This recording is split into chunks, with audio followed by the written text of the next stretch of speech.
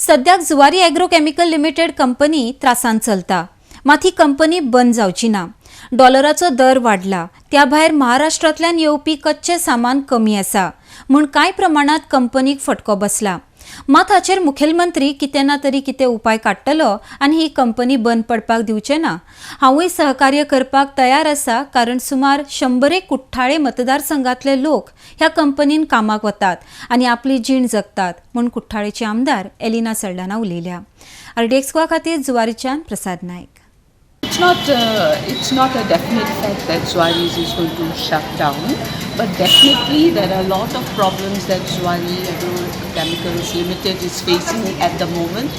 Problems that have arisen due to many factors like rise in the cost of raw materials, and this also has happened because of the rise in the cost of the dollar, and many of these raw materials are being purchased by the company from foreign countries. So therefore raw material has become expensive, and another major drawback has been the fact that Maharashtra, which is the major market for the products of Zuari Agrochemicals Limited, has gone through a severe drought.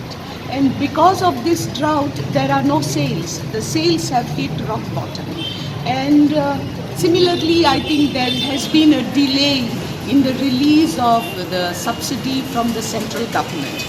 However, the management of Zuari Agrochemicals Limited has met with the Honorable Chief Minister, Dr. Pramod Sawant, along with me, on 2 occasions.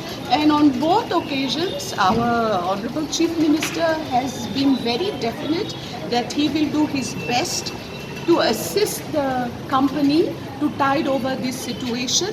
In fact, I'm given to understand that part of the subsidy is already released, and I want the company to know that should they need my assistance in any way, definitely it is there, because for me it is a matter of great concern, because I can say hundreds of boys from my constituency are employed in the company, and should the company shut down, then these boys are going to be jobless and unemployed, and we cannot allow this to happen.